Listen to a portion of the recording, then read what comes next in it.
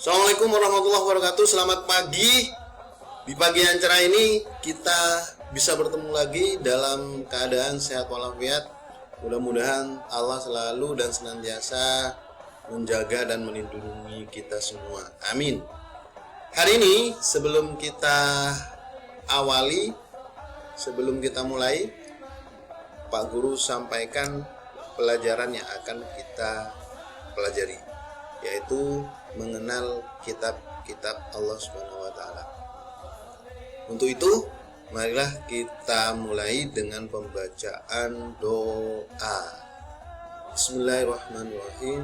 Rabbi zidni ilma warzuqni fahma. Amin ya rabbal alamin. Tujuan pembelajaran hari ini adalah setelah kalian selesai belajar, kalian meyakini adanya kitab-kitab suci melalui rasul-rasulnya serta memahami makna diturunkannya sebagai penerapan rukun iman, dan kalian juga bisa menunjukkan sikap percaya diri sebagai penerapan dari pemahaman makna diturunkannya kitab-kitab suci melalui rasul-rasulnya.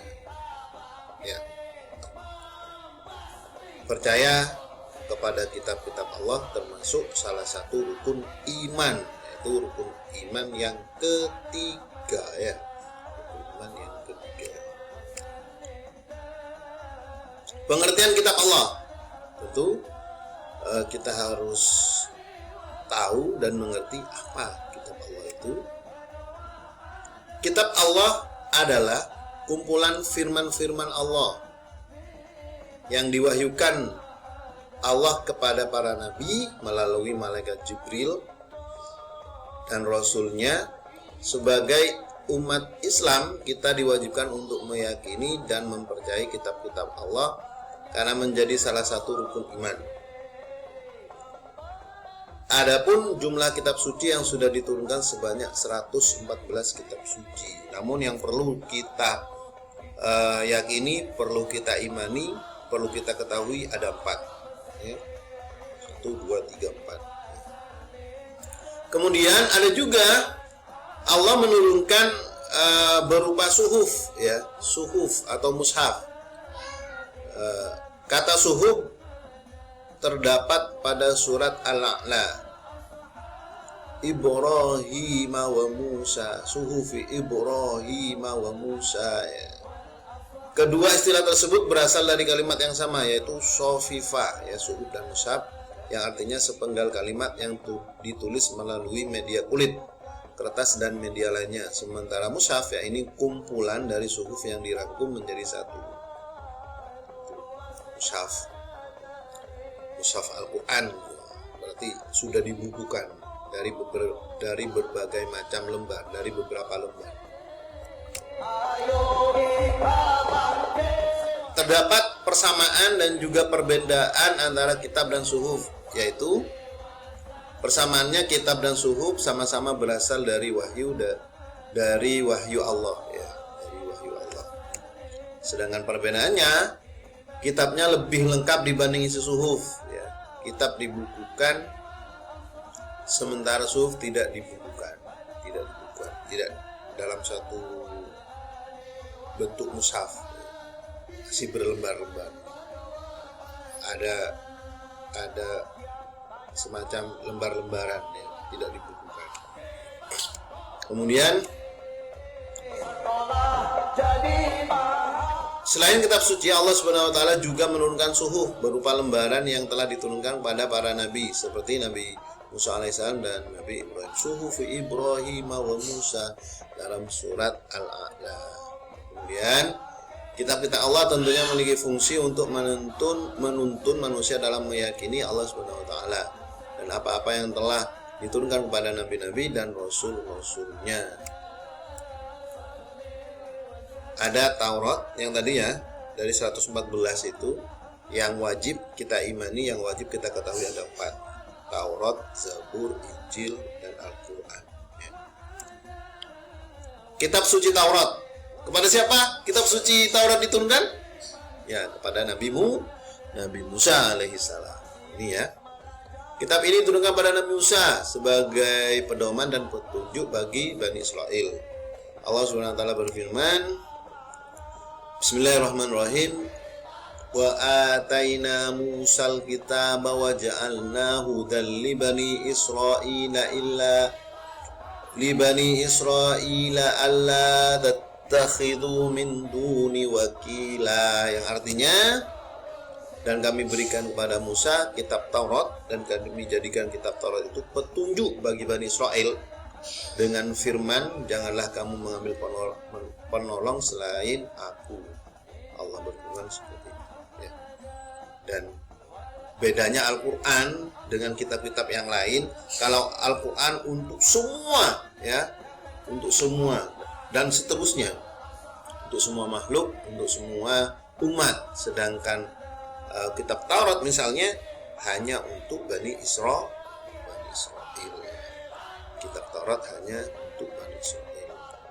Kemudian isinya apa? Isi kandungan dalam kitab Taurat, ya, di sini ada kewajiban meyakini keesaan Allah Subhanahu wa taala, tauhidnya, ya. Pelarangan menyebut nama Allah Subhanahu wa taala dengan sia-sia, percuma.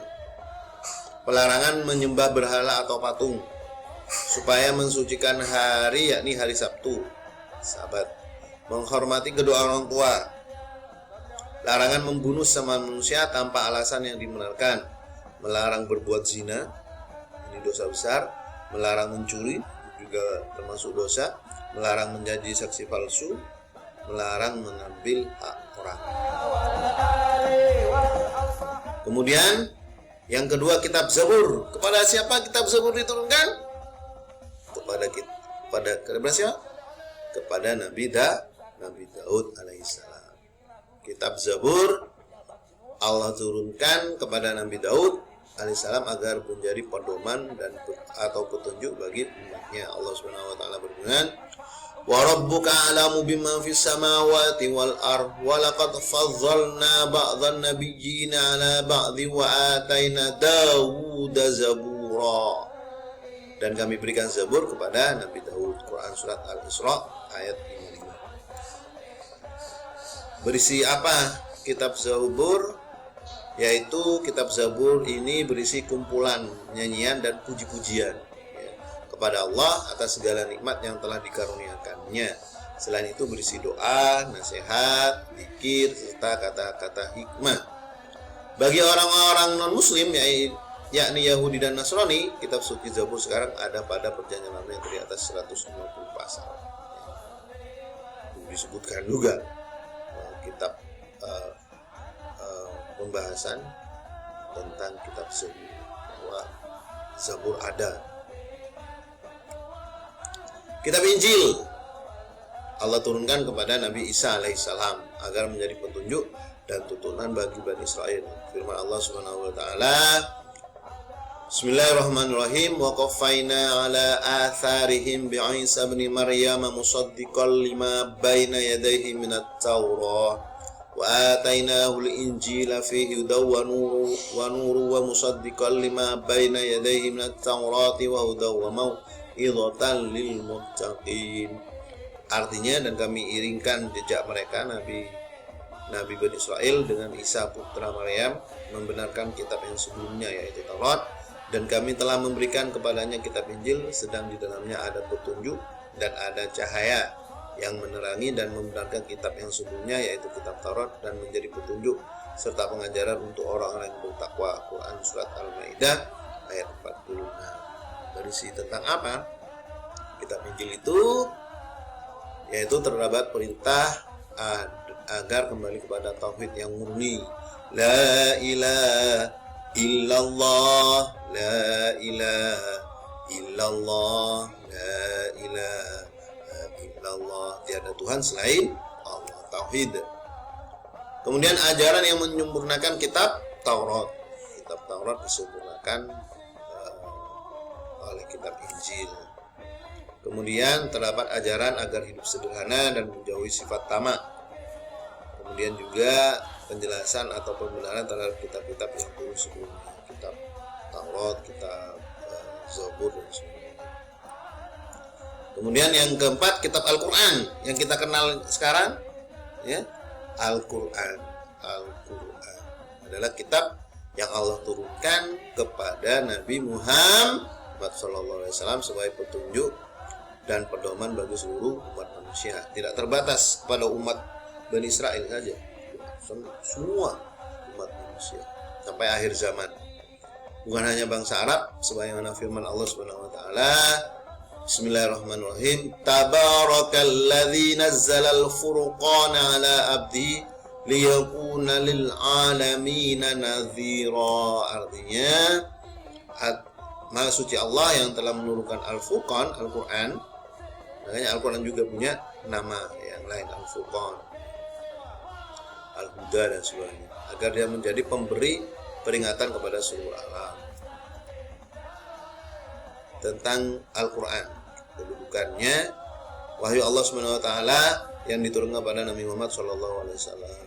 Mukjizat Nabi Muhammad, ya, salah satu mukjizat yang terbesar dan ada sampai akhir zaman adalah Al-Quran, mukjizat Nabi Muhammad. Kemudian menjadi pedoman hidup manusia agar tercapai kebahagiaan di dunia dan akhirat. Kemudian juga sebagai sumber dari segala sumber hukum Islam. Itu adalah beberapa kedudukan kitab suci Al-Quran. Ada berapa kitab yang wajib kita imani? Ada 4. Taurat, Zabur, Injil, dan Al-Quran. Taurat kepada siapa? Nabi Musa.